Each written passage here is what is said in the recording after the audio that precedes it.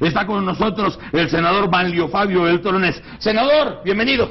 Gracias, Broso. ¿Cómo estás? Muy bien, gusto en saludarte. ¿Ya conoces al doctor de la Claro que sí, claro. Bienvenido. A tu pariente. A mi pariente, Marisa. Bienvenido, Gracias. buenos días. Que sus papás te mandaban muchos saludos. Gracias, igualmente. Mi marido Marisa. también. Ahí también tu marido. Sí, él no es pariente nuestro, pero...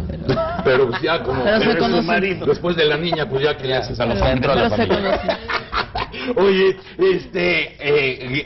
vamos a los temas importantes como la ley de víctimas. Sí. Desde que hubo esta reunión en el Alcázar de Chapultepec. Ya mero era sujeto de ella, ¿verdad? Después de este Bueno. affair que tuvuvés ahí. Bueno, la victimización de la reata es relativa. Bueno, Tú sabes que hay pomadas que curan todo. Entonces, desde luego, casi estuvimos ahí, pero estuvimos en espíritu ahí porque era una junta muy importante la que tenía el Estado con las víctimas. Y se llegaron a cosas, la verdad es que ese día vimos el rostro verdadero de muchos de ustedes que estaban ahí al momento de escuchar a las víctimas y oír las atrocidades que habían sucedido en esas vidas. Muchos de ustedes hasta parecieron seres humanos. Ese día fue el día que te besó Sicilia, sí. y que se quedó para el recuerdo. Y a partir de ese momento, como que sí existía el compromiso moral, Manlio, de dejar muy claro y dejarlo por escrito que en este país ha habido una cantidad de víctimas que no hubiéramos deseado jamás. Con ese compromiso se fueron ustedes de Chapultepec y parece que está por aterrizarse hoy. Así es, Broso. La verdad es que a quien no conmueve lo que aconteció en ese momento en el castillo de Chapultepec, donde vimos a quienes han sido objeto o de un secuestro, o de una violación, o de una mutilación que permanece para toda la vida, o de un homicidio.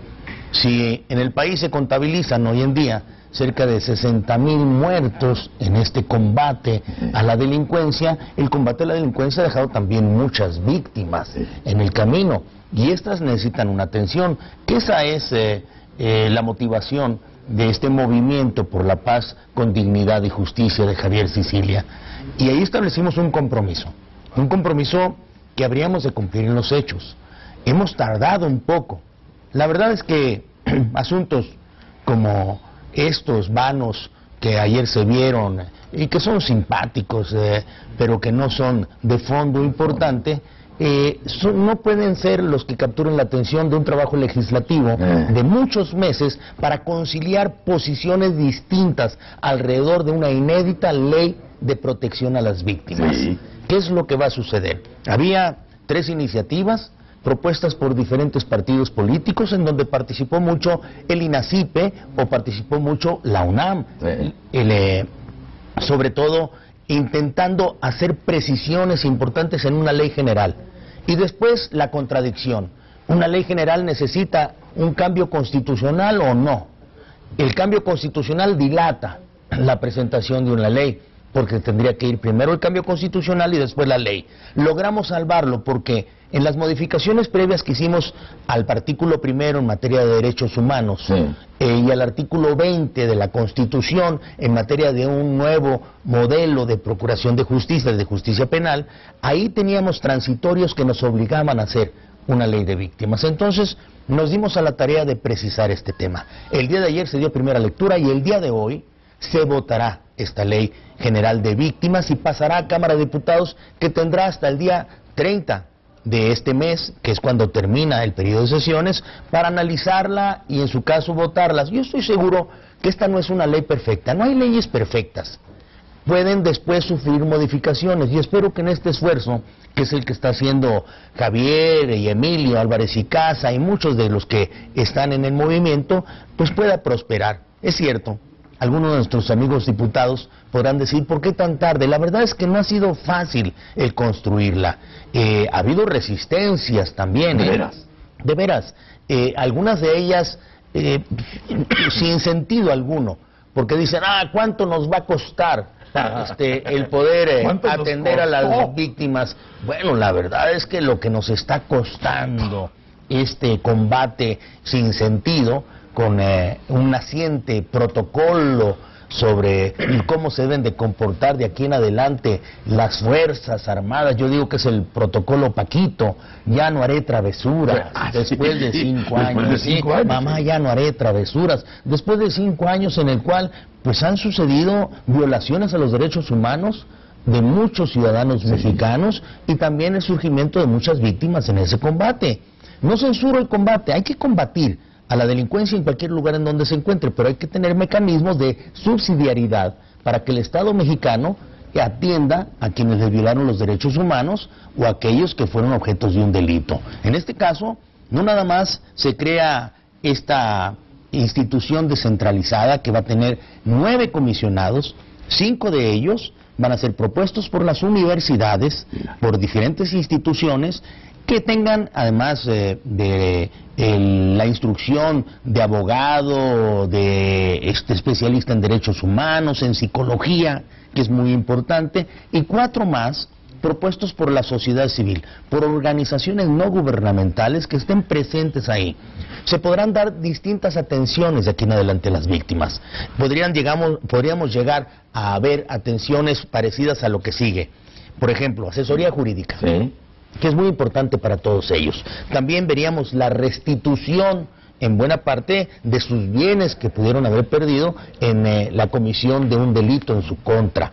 También la rehabilitación de aquellos que hubieran quedado pues de una u otra manera afectados por lo que pudo suceder en ese momento.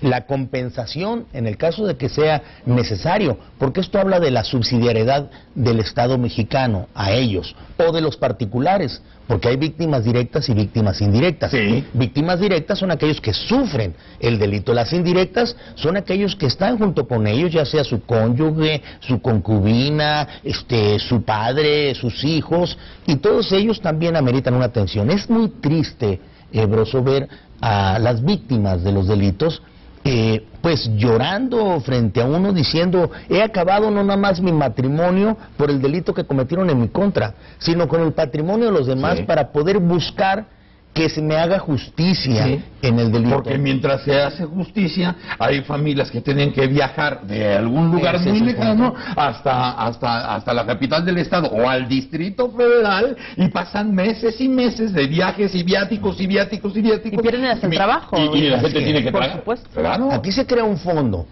Muchas de las víctimas que hemos atendido vienen de estados, distintos estados de la República Mexicana.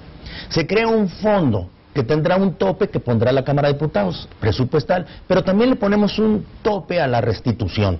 ¿Por qué?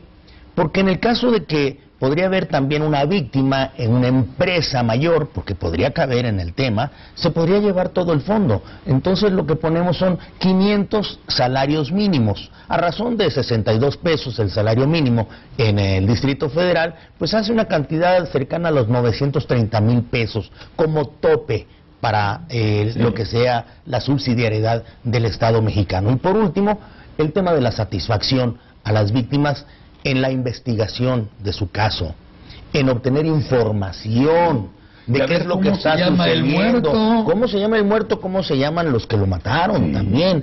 Todo esto que ha quedado nebuloso, oscuro y que ha generado pues tantos movimientos, y creo que es el corazón, el espíritu del movimiento de Javier Sicilia. Oye, la cuestión electoral, senador, yo te pregunto, pues me imagino que también tiene que ver, porque por un lado, desde luego, esto de el reconocer una ley a víctimas, sirve mucho también para madrear un poco a la administración de Calderón, que finalmente, bueno, pues estábamos platicando hace unos minutos, que después de 5 años se sacan de la manga un protocolo, pues para evitar los daños colaterales que se debieron evitar, por lo menos desde el primer día de la guerra, así llamada, contra el crimen organizado. Pero en este momento ya todos los candidatos dijeron que no se puede sacar al ejército, a las Fuerzas Armadas de las calles inmediatamente, que tiene que ser gradual, lo cual anuncia por las 4 partes que la lucha contra el crimen organizado tendrá que seguir, y eso seguirá arrojando víctimas,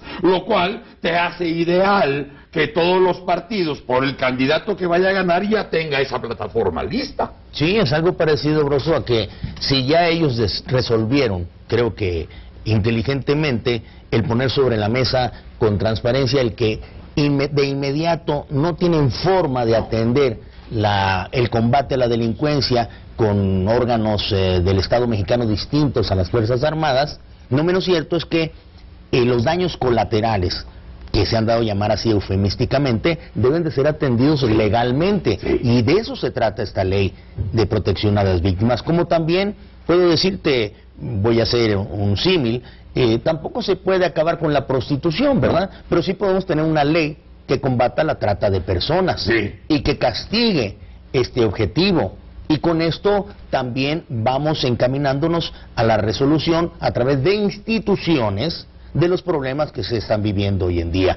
Ley de apoyo a víctimas y ley en contra de la trata de personas. Son dos de los aspectos que a mí me gustan tanto del final de esta legislatura.